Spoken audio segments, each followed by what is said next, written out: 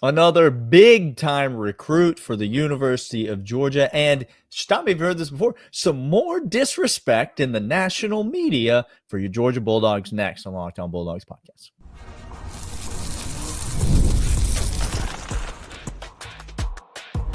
You are Locked On Bulldogs, your daily podcast on the Georgia Bulldogs. Part of the Locked On Podcast Network, your team every day. Welcome back, everybody. This is Locked On Bulldogs, part of Locked On Podcast Network, your team every single day. He is Daniel. I'm Clint. Thank you for being the first listener and the everydayers that love this show. We love you guys. We do the show for you. This is for fans, by fans. Daniel and I are mega Georgia fans, and we have no problem saying that. And the more you tell us, the more we are happy about it. Today's episode is brought to you by Monarch Money. Use promo code LOCKEDONCollege, 50% off your first year at monarchmoney.com. More on them in a moment. Daniel teased it in the open.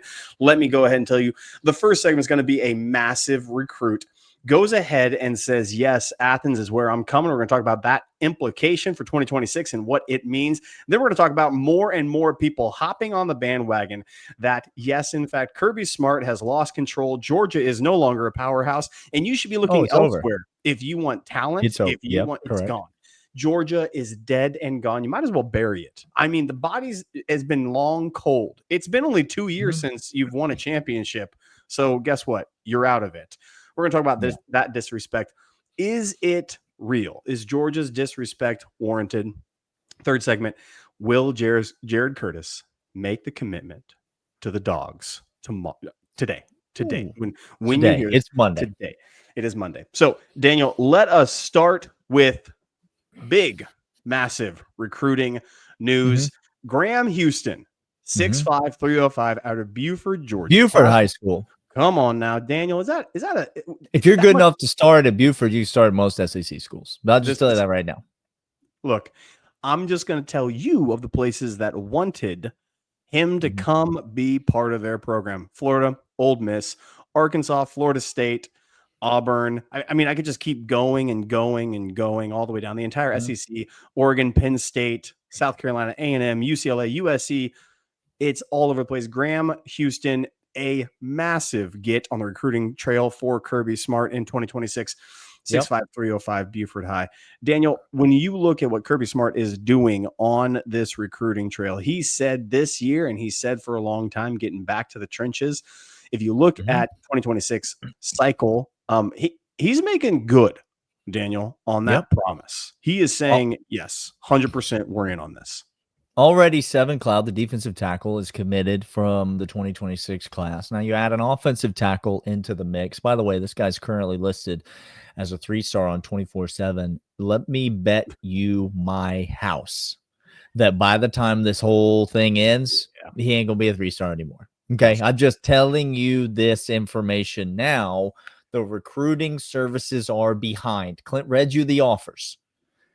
The coaching staffs are ahead. The recruiting services are behind. Like, you understand what I'm trying to say? This kid has got talent. He plays at the highest level of Georgia high school football. We know that Georgia high school football is second to nobody in the nation in terms of the overall talent pool. And this kid out of Buford has been getting it done.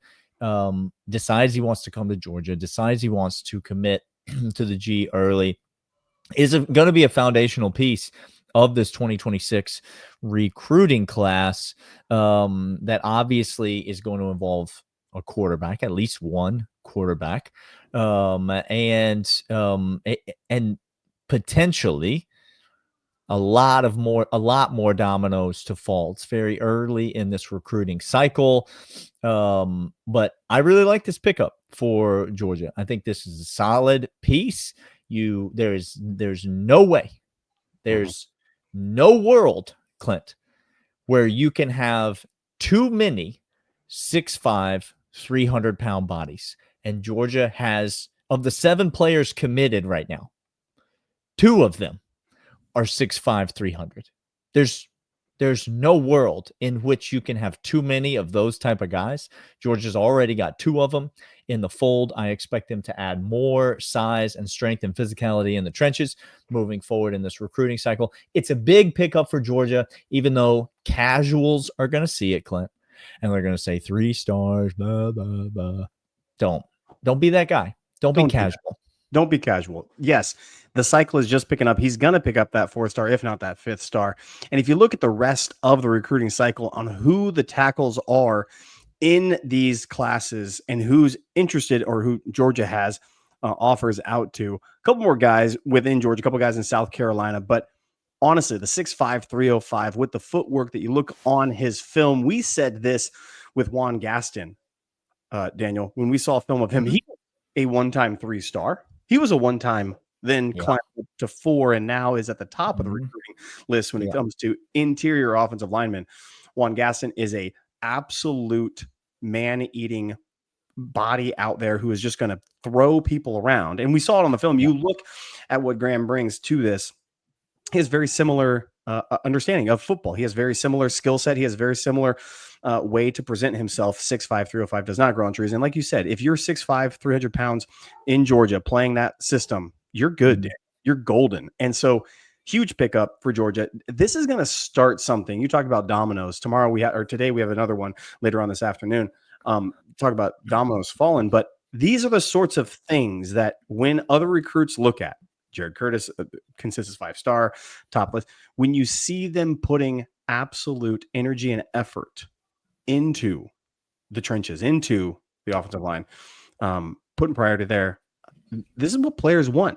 The best of the best, the highest competition wants to come play with the rest of them. Now you can tell, you can say all the word, well, we really need wide receivers for them to throw to. We really, no. Just stop. This is how you build it from the inside out. This is the foundational work. And we've long since bemoaned this. It's been a hot minute since Georgia has had a consensus first-round tackle pick that we felt really good about, Daniel, where we said, let's linchpin it. We thought Ernest Green was going to be that last year. He was not. Monroe Freeling was going to be that as well. And either one of those guys could find it, get it together, and get right back up there. It doesn't take multiple seasons at Georgia playing at elite level at tackle. That's the beauty of coming to a place like Georgia. That's what a guy like Graham knows and sees, that it doesn't take multiple seasons. He can come and he can develop and he can learn and grow in the system. And then when he gets his shot, he balls out, he gets drafted into the NFL draft. It's just as simple as that. He's not going to be. Go ahead. It literally is that simple, Daniel. Truly and honestly, it is that simple and that much to understand. You are a big-bodied guy that comes, gets developed. You're going to go out and you're going to ball out at these places. Yeah, by the way, he's not going to be the only tackle that we take in this class. And Jackson Cantwell, I'm looking at you. This kid's all dog. Just so we're clear, there's a 5-star tackle coming to Georgia in this class. Now, don't sleep on this guy that we just picked up. I'm not trying to, because again, he's going to pick up that 4th star. He's going to be a solid tackle prospect. And a lot of times we've seen 4-star guys outperform 5-star guys once they get to school. There's a reason Georgia wanted this guy. They went out and pursued him. So did a lot of other SEC schools. Kirby won because that's what Kirby does. But I'm just here to tell you, there's a 5-star tackle coming to Georgia in this cycle. And if Georgia gets good news this afternoon on the Jared Curtis front, that's as much of a lock as anything in the world is right now. Like that, Jackson Cantwell is coming right behind Jared Curtis. And so there's some things to keep an eye out for on the recruiting trail, some things that you need to be watching for as a Georgia fan. That's right. And we will be covering it all along the way. As Clint said in the 3rd segment, we're going to talk about the Jared Curtis announcement. It's obviously Sunday night as we're recording this. We're going to give our final thoughts, predictions on what's going to happen from the quarterback out of Nashville. But before we do that, next, we're going to talk about Georgia's current quarterback and how he is disgusting, an absolute disgrace of a football player, untalented, can't hit the broadside of a barn with a football. Nope. Georgia's praying that they can replace him sometime soon because according to the national media, he's garbage. We'll talk about Gunnar Stockton right after these. And these are, in fact, Supply House. Get the supplies you need from the site made for skilled trade Supply House. Whether you're doing plumbing, HVAC, electrical work, Supply House is reliable. It's the best way to order products online. Easy to use website packed with helpful resources, latest product info. Plus, with a complete inventory over 200,000 parts from 400 plus top brands, you'll find exactly what you need. Delivered fast, coast to coast. Need help with the order? Don't worry. Supply House has expert support to help you out. Free Trade Master Program, exclusive perks, dedicated phone line, free shipping, and discounts on every order. Join Trade Master Program today. Supplyhouse.com/TM. Start ordering plumbing, HVAC, electrical supplies with just a few clicks. Use promo code SH5 for 5% off your first order. That's supplyhouse.com. Daniel, you have said it, the dominoes and recruiting. It's a very, very easy equation. I don't understand why people overcomplicate this. There is the NIL collective that has added some complexities onto it. You don't have as much depth. It's just kind of span things out. Graham coming on over. Cantwell, by the way, Miami is the number one contender, apparently, to everybody for his services. I don't think that's going to be the case. I think, like you said, 6'7", 300 pounds out of Missouri. He all dog. He coming. 100%. We agree on that. Let's turn our attention to Gunnar Stockton, because if you were to just take a smattering of all the headlines and the recruiting and the understanding from what I'm told are professionals, Daniel, I'm told that they're being paid because you're clicking on their articles and paying them money. Do you understand what we're saying? I'm not trying to tell you it's your fault. No. But if you stop taking the bait, they would be out of a job. Some people go on podcasts and incriminate themselves and get fired, and that's how they end up losing their jobs. You're welcome for that. But other people rely on you to take the bait and click on the thing, and that's how they keep staying employed. Gunnar Stockton is not on anybody's, and when I say anybody's, Daniel, I mean you would be just, if you find a list of the I dare you to show me 25 quarterbacks, we're going to get to some names that have a higher preseason hype machine rather than Gunnar Stockton, who, again, this is all I don't know what a full season of Gunnar Stockton is. I'm not claiming it's Heisman worthy. I'm not saying that. What I am saying is that in the highest level against two playoff teams, Daniel, two of the better, what I was told, elite defenses. Texas, I was told, is the most elite, efficient defense in the nation last year. That's what I was told. Yeah. By everybody who doesn't know ball. But I digress. Sure. Gunnar Stockton proved himself a winner on the biggest stages against the best competition. Again, small sample size, fine. You can say that. How can you tell me that he's not at least in some sort of grouping of top 25 quarterbacks? Dan's going to talk about this 25 list that we just found and a couple of names that are ahead of Gunnar Stockton as he's not mentioned. So I beseech you, I beg you, go out and find one that has Gunnar Stockton top 10 in the nation. You won't. Find a list that respects Gunnar Stockton at all, that even wants to mention Gunnar Stockton as a quarterback in the Southeastern Conference. There's not one, unless it involves literally every quarterback in the Southeastern Conference, and he might be ahead of Vanderbilt and Kentucky potentially. Maybe. And so there's nothing there. There's nothing out there that is showing any respect whatsoever to Gunnar Stockton. But again, these are the same idiots and bozos that tried to tell you that Stetson Bennett was a non-draftable option. Like he's a non-NFL quarterback. The same people who are now telling me that Carson Beck has taken severe hits in his draft evaluation, that they don't know where he'll land. He's outside the first round.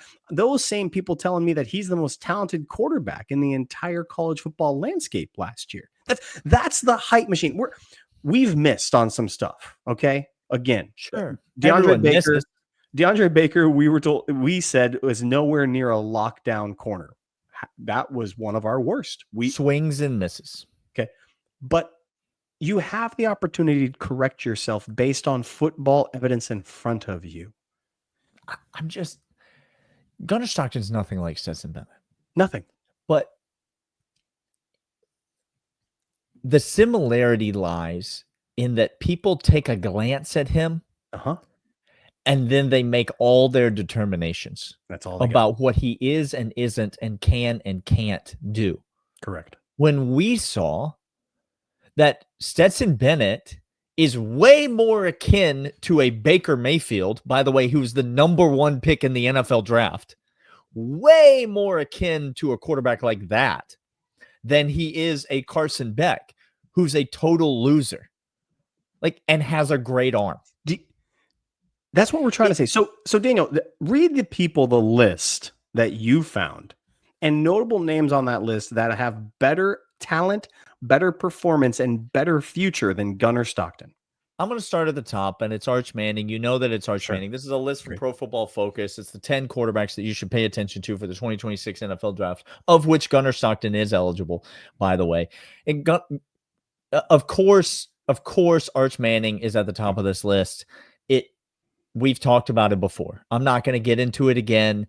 Arch Manning has completed 90% of his completions and 90% of his touchdowns and 90% of his yards have come against Louisiana Monroe and Mississippi State and some other garbage program that he plays. He's never done anything against any real team, but I don't have time to get into that. Cade Klubnik is number 2 on this list. I mean, I don't know. Drew Aller is number 3. I don't really have a problem with this, even though I think Drew Aller's got some deficiencies in his game. I think Drew Aller, I don't really have a problem with, certainly with him being ahead of Gunnar Stockton. I don't have a problem with Cade Klubnik being ahead of Gunnar Stockton, to be honest with you. Garrett Nussmeier's 4 on this list. I don't have a problem with Garrett Nussmeier being ahead of Gunnar Stockton. Nope. Garrett Nussmeier's got great numbers. He's proved it on the highest level. Sam Levitt from Arizona State is 5 on this list. You might be surprised to learn that I don't have a problem with Sam Levitt being ahead of Gunnar Stockton on this list. I think he played really well for Arizona State, a playoff team last year. And I think he returns, was obviously at Michigan State, transferred to Arizona State. I think that system with Kenny Dillingham is doing Sam Levitt a ton of favors. I don't have any problems with Sam Levitt being ahead of Gunnar Stockton on this list. And now we get into the fun part. Carson Beck is 5 on this list. I ask anyone in the Georgia locker room. Carson Beck's teammates, former teammates, ask anyone. They won't no comment. I promise you that. They won't take the diplomatic approach. When Carson Beck got hurt and was still on the team, not after he transferred out, when he was still on the team, people were openly celebrating that Gunnar Stockton was now the quarterback. Taking to social media, taking to the internet, making veiled comments. At that time, they were veiled. They are no longer veiled this year because he was still on the team. They were still in the playoff. Excited for the change. Who throws more interceptions this year, Carson Beck or Gunnar Stockton? It's a trick question. It will be 10-1. Carson Beck will throw more interceptions than Gunnar Stockton. Lenore Sellers, his house. I'll bet my house on that one. Lenore Sellers is 6 on this list. Listen, I'm a big Lenore Sellers fan from South Carolina. I don't have a problem with him being ahead of Gunnar Stockton on this list. Nico Iamaleava is number 8 on this list, and I'm sorry, but I can't. I just can't. When you call your current team to the mat and say, pony up because I'm one of the top 10, I don't have to tell you he's not top 10. Okay. No. The people who he's been with for years has told you he's not worth it to us. I promise you. Guess what? And then he didn't get that money from anywhere else either. By the way, the money he was asking Tennessee for, no one gave him. So he didn't get it from Tennessee. No one else gave it to him. Tennessee said, walk, the door is right there. We'll take somebody else. I don't have to tell you he's not top 10. The entire coaching staff of college football said he's not worth it.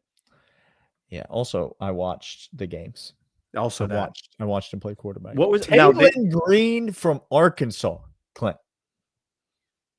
Taylon Green from Arkansas. I'm gonna tell you this right now. I'm a huge Green fan. He's athletic. He brings some excitement to that offense. Okay.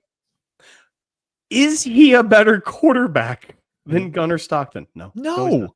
Is he a better runner than Gunnar Stockton? Sure. Probably. Sure. he's not a better quarterback than Gunnar Stockton. And then the Cal transfer, Fernando Mendoza, who transfers to Indiana, trying to become the next Indiana Hoosiers legend, behind, replacing Curtis Rourke. Trying to ride that Indiana Hoosiers train. Let me tell you, Hoosiers fans, I hope you enjoyed last season. Yeah. It was a hell of a time. Get the top coffee table book. Listen, you're starting to get into some names right now where, like, the fact that Gunnar Stockton is not being mentioned. And then you look at, like, top quarterbacks. These are draft eligible quarterbacks, right? So this is not even counting, like, the hype machine that's going on down there at Florida over that quarterback who's not eligible for the NFL draft. And people are talking about him like he's the second coming of Jesus Christ. Like, no one, Clint, literally no one is talking about Gunnar Stockton. No one. And to be totally honest with you, I know for a fact that that's what Kirby Smart wants. Yes, sir. And I suspect say more, that's what Gunnar Stockton wants as well. Like, Gunnar think Stockton, the kid's just fine. He's fine. He's got the swag. He's more like Stetson, where the similarities continue to exist. Stetson fed off of your disgruntled ignorance of him. He fed off of it. Gunner's got Chris that Marler same coined a phrase about Georgia fans and their desire for disrespect. Yes, how much they craved disrespect. We won't get into the. It was a little thirsty. We won't get into the specifics of the quote on this pod because we're not Marler. But that was Stetson Bennett. He wanted it. He needed you to doubt him. He needed you to tell him he couldn't do it. And Gunnar Stockton's got a little bit of that in him. I'm telling you. I mean, maybe, Clint, it's just that I watched the fourth quarter highlights of the Peach Bowl from 3 years ago, the Ohio State. Come on. Maybe it's just that I just saw that throw that he put over the middle. Ooh, my. I believe it was Kieris Jackson on the other end of it. It was. It made me, watching the highlight replay, it made me shriek. You looking yelped at it. Yeah. We had a quarterback last year that couldn't make that throw if his life depended on it. No, didn't want to do it. Literally, guys, our offensive playbook was shortened, not because Mike Bobo doesn't know how to call plays, but because he couldn't call the plays that we wanted to do with Carson Beck throwing the football. Because he didn't have it. He didn't have it. Gunnar Stockton's got it. I'm telling you guys. Just watch. Just let him talk. Just chill out. This talking season is going exactly the way that Georgia wants it to go. Thanks, Paul. We appreciate it. We're going to be just fine. Georgia's taking a step backwards. Georgia's taking a step back. Watch out for Auburn. Watch out for Florida. Watch out for South Carolina. These are the SEC schools that are showing themselves. Texas is the class of the league. Alabama's coming back. And look out for these plucky teams coming up. This is exactly where little old Georgia, little old Georgia. We're right there. We're right there. We're going to come back after these and let you know about Jared Curtis and a recruitment. But first, these. And these are, in fact, Monarch Money. Monarch Money is fantastic. Monarch Money we love, and you should love too. Ever check your bank account and wonder where did all my money go between dining out, online shopping, entertainment? It's easy to lose track. Monarch Money comes in. It's not just a budget. It's your personal CFO that makes you have complete financial command. You can track all your accounts, investments, spending all in one place, and you can just start managing money and start building wealth. Surprising insights that we love about it. When we started using Monarch Money, I realized how much I was spending on food delivery. Now I budget smarter and save more. It's easy to collaborate with your partner, smoother than ever. You can track shared and personal accounts, set goals, stay on the same page without stress. Take control of your finances. Monarch Money. Use promo code LOCKEDONCollege at monarchmoney.com. 50% off your first year. That's monarchmoney.com. Code LOCKEDONCollege for half off your first year.